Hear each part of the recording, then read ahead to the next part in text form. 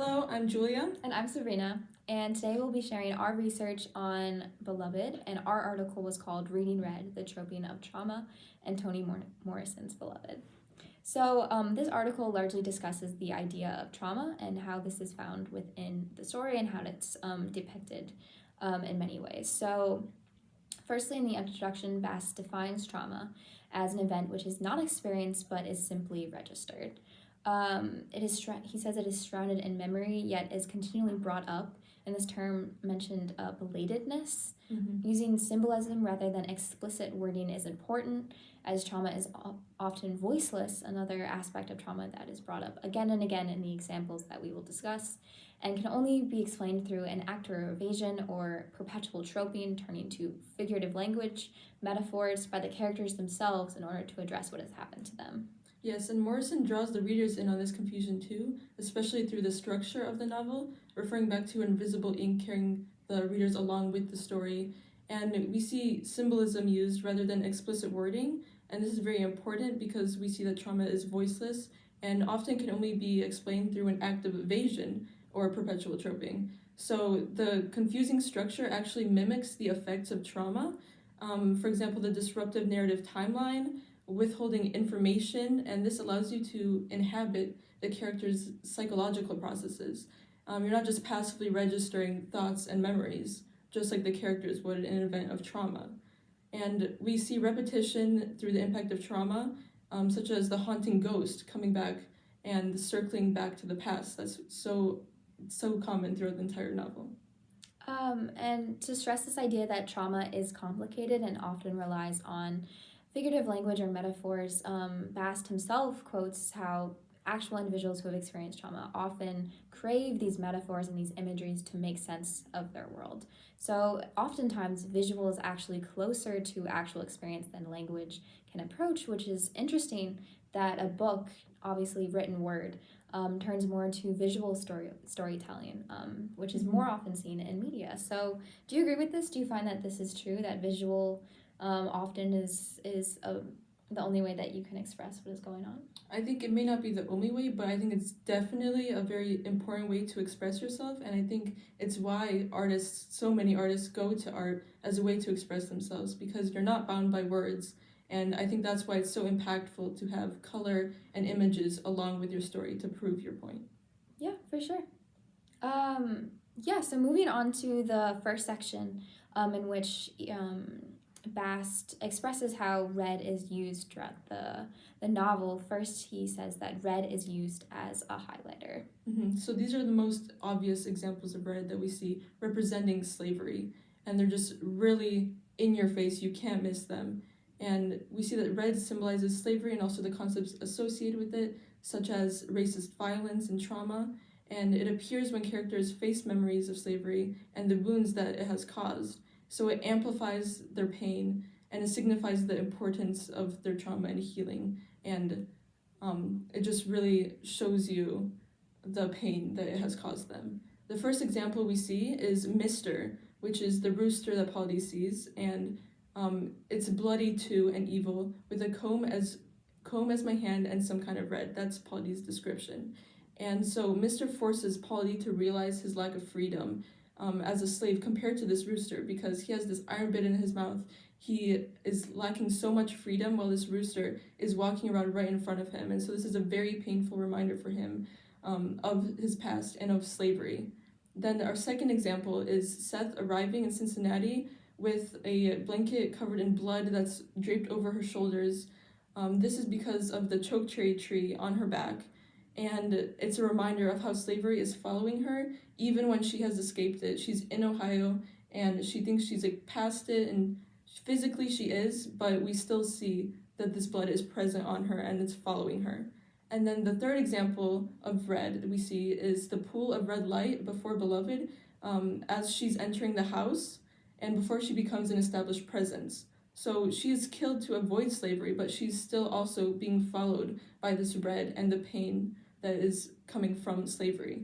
I think it's really important to note that using red as a highlighter is especially important in this book specifically because many times it's just so succinct. The scenes that are important are sentences long, And as Toni Morrison herself experienced, that it's hard to look back and find specific events or just read over it. I feel like I found myself doing that many times, only to be in a discussion in class and realize like, oh, I completely missed an entire section, just because if you're not looking for it, especially under this lens of looking for red, you don't understand what happened. So I think especially in the example of Mister, that happens at the beginning of the chapter, which is quite a random start to a chapter finally discussing what Paul D has experienced, but it is very much a flag for the reader that this is going to be important. Yes. So our next section that we discuss is reading red as text. So Bast really hammers home the idea that red is a previously neglected dimension of this trauma, of this voicelessness, another central idea of his argument, and finally the possibilities of healing for this trauma. So following this cycle of trauma, in the following 3 sections, he'll discuss shock, the physical experiences of this trauma, repression specifically through figurative language, and then finally telling one's own story in the end of trauma. So voicelessness, again, is a very dominant idea here that we'll discuss in the next following sections. He defines it as a cognitive unavailability of traumatic memory, and how this trauma actively resists language and instead turns to figurative language, to metaphor, to symbolism in the characters themselves, not just the author, but the ones who have experienced it. We see that trauma often goes not past your head, but it goes into your psyche directly because it's so difficult to process. So that's how we see that it's a cognitive unavailability, and it's why you have to keep referring back to it, because it's so difficult to process. And furthering that idea that going back to it, he also talks about the trauma itself and how it's characterized, in which Red underlines this, and trauma is characterized by this repetitive compulsion, being trapped in that holding pattern, especially seen with Seth in the way that she processes trauma, and then also a lot of occurrences of silence, or going back to his term, voicelessness. So little time of the book is actually spent on the actual conditions, but just the consequences of this trauma. So the next following 3 sections we'll discuss, which touch on all of these ideas, trauma and voicelessness. And the cycle of trauma are touching red, which is the first section, is when red touches the character and how they are silent in reaction to this. The second is repressing red, in which red is internalized and is usually only expressed through this avenue of figurative language, never explicit words. And then finally, consuming and distributing red, kind of representative of that final acceptance stage, in which red and the trauma is finally accepted by the characters. So first we see the characters physically touching red and being in contact with them, and this literalizes the metaphorical presence of slavery, and that has been persistent in the North and Ohio. And we see it in the conversation between Baby Suggs and Stampede first, when they are deep in leaves that are described specifically as red, and this signifies their voicelessness, because Suggs can only say that, I'm saying that they came in my yard, they came in my yard, they came in my yard. She can't vocalize exactly what happened when she's saying that the school teacher came in. And so this shows how she's not able to use her voice properly, and she's incapable of calling in the clearing after the invasion as well. So that's another example. And she lost her fight after the school teacher comes into the yard, and the nearby odor of them being burned envelops her, of the leaves being burned. So, and I thought this was really interesting, again, almost drawing back to the idea of red as a highlighter. I didn't remember that they were standing in leaves, nor that they were red, but I think it really speaks to this like helplessness of her in this situation, in which she's completely enveloped by this trauma, the physical of it touching her, the smell that she can smell of the white people burning the leaves in the distance. It really, these seemingly random details, when considered with the importance of red, as this article discusses, it really speaks to it deeper. Morrison really adds so many minuscule details that you don't see at first, and that just really drives her point home about trauma and healing and the whole process. And then, so our second point of touching red is seen in Paul D when she's captive in Alfred, Georgia. So there's red dirt there, and it's always 2 feet over his head in his cell as well. And this is evidence of voicelessness, because the prisoners there are not allowed to talk to each other this whole time that they're on this red dirt. they have to garble songs so that they can't be understood. And it's said that they can only say yes sir, or there's one man that says hi man as well, so they lack this voice. And then our third example is Seth in the woodshed. So this is when she's killing Beloved. She's voiceless. She does not say a word. She just acts. And silence lasts through the entire scene. Stampede is reduced to just grunting. Neither he or Baby Suggs moves. And the nephew is stunned. It's said that he swallows hard over and over again. And this is more than just an expression of temporary shock, which would be a very normal reaction, because as all of these characters experience this voicelessness for this moment, it is Seth that continues to be voiceless while the other ones regain their voices. So it is more than just a shocking act. It is actual voicelessness from slavery and the effects of slavery. And then with this trauma, this very obvious trauma, there's a lot of evidence of red. Firstly, the blood-soaked child that she's holding, and then finally how Baby Suggs, when she's trying to reach her, slips into this red puddle. So it's again this evidence in which the blood itself is touching them. And then just drawing back to the idea of trauma, Seath can't face this. It's repeatedly, referred to in her mind, but it's never narrated in her eyes. It's always through other people's perspectives, which I think is really telling of her underlying repression of this. So that leads into our next section of this article, which is called Repressing Red. So the author talks about how before acceptance, this kind of pseudo-acceptance is turning what has happened into figurative elements that the characters themselves refer to. So the first part of evidence is Beloved's tombstone and Seth leaning against it. So it is red, but specifically described as a lighter shade of red in her description because it is pink, technically. So this is a progression. We see first that there was the red baby blood. It's very stark. And then we have the pink gravestone, which is slightly lighter. And then after that was the last of it, and Seth stopped seeing color. So this is a metaphor for a turning point in Seth's life. She's finally getting one step closer to acceptance because this red is lightening, but it's still present there. Yeah, and I think it's really telling that she herself refers to this as a turning point. She mentions that this is the last kind of color that she's seen. So it's again this kind of like self-awareness, this almost self-made poeticness of the book coming from the characters, in which they can't actively refer to what has happened to them, so they turn to metaphors. And then within the same section, when she's referring to her prostitution and getting the words on Beloved's grave, as she's relaying these scenes, she herself is saying she's working dough at her workplace and she's beating back the past. So her herself is using a metaphor as she's thinking back to it, trying to make this seem more of like an everyday occurrence, like working back the past, because she can't face how difficult it is for her. So we also see that Paul D has his red heart kept in a box, and this is very clearly a metaphor. There's no physical red heart.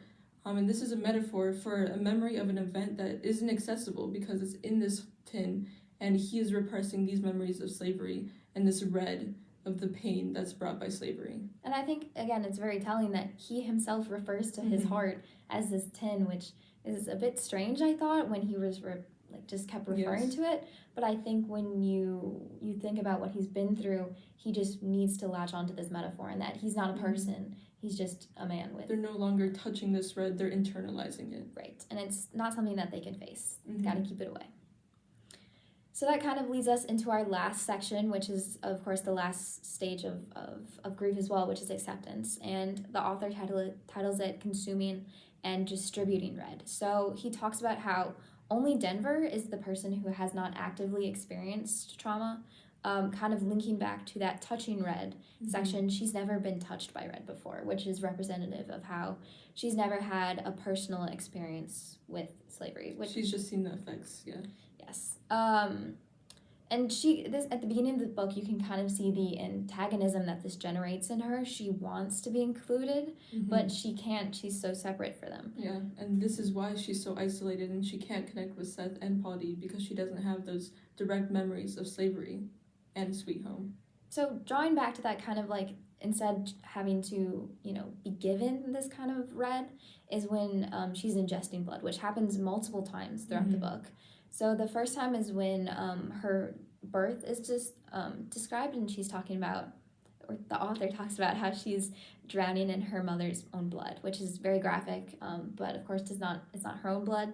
It's just something that happens to her. Someone else, there's a person in between that's giving her this blood. It's not her personally touching this blood on her own accord. It's through mediation. Nor is it her own blood as well. So. Yeah. Okay, and then another example of this is when she's fed blood or something at least red is when Stampede feeds her dark red blackberries. It's actually, I think, important to note that they don't want her to be fed blackberries, but she's fed anyway. I think this really shows Morrison is tying this back to slavery and making it a clear connection, because everyone else is saying she's too little for this, as in she is too little to be ingested these memories of slavery. But it's mentioned that Denver actually smacks her lips. So this shows that she doesn't mind this. She enjoys having this new knowledge, and she wants to learn more about their past. So she doesn't shy away. And I think that's the first piece of evidence we see of this transgenerational trauma finally maybe leading to some sort of acceptance, because Denver doesn't have this direct tie. I think something that's really interesting, linking to this blackberry pie, is that because there's so many consequences that's linked from this, that the community turns away from them, almost in that they're turned away from the trauma that Saith experienced and is then represented in her actions. I think it's really telling that while the community turns away from it, Denver accepts it. She wants to be included, and she has that kind of power within her, and that she's the next generation, and she can pass the story on instead of facing this trauma directly. Mm-hmm. And then we also see a lack of negative consequences on a more literal level. For example, after she finishes eating these blackberries, nothing happens, her stomach is completely fine. So that means she is ingesting this information just fine, and that sets her up for acceptance. And I think the strangest example is when she's nursing and she ingests Beloved's blood, which is, baby Suggs is very distraught at this, and she quite honestly, I don't think it's good for babies to do that, but there's again no consequences, which speaks to how Denver can actually process this trauma better than those who have prior experience with it, which he does not. And I think it's important to note that Bast also quotes Claudine Raymond, saying that memory at its most profound and archaic originates in the repetition of nursing, and it founds the mother-child bond. And I think this is really representative of how Seth's bond with Denver is so impacted by slavery, and it's because Seth is feeding her these memories, feeding her this blood. So it is originating from these memories. And then Denver is actually able to process this trauma.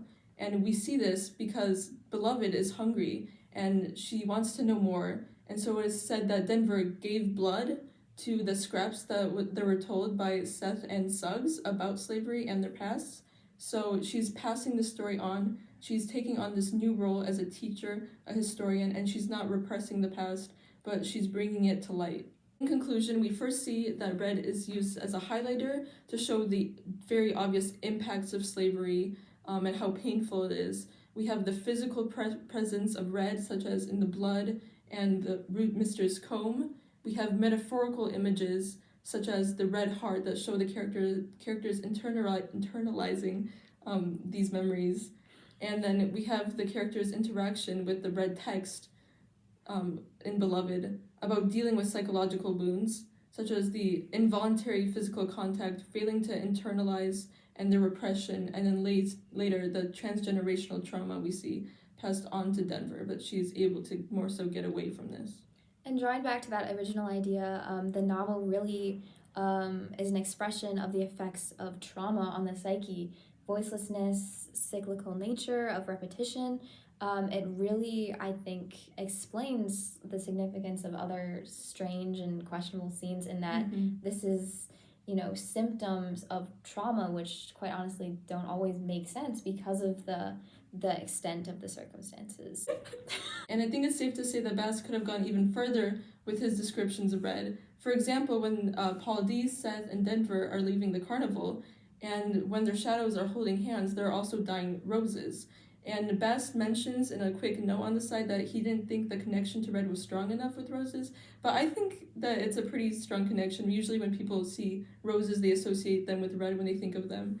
And so I think personally that this could represent that because it's shown in the same scene as their shadows holding hands, and the roses are specifically dying, that this could mean that their lives may turn for the better, and that them being together could show that they could heal from this slavery. I think in that specific example, it really draws back to the idea that there are so many small details in the book that are added for what I thought were just no reason at all. Like the roses, like starting chapters looking at a rooster, just kind of strange elements that, when you think back on it, all are linked by red, but they do have more consequences if you read back and are looking for that meaning. You can find and it. adds so much dimension and depth to the novel.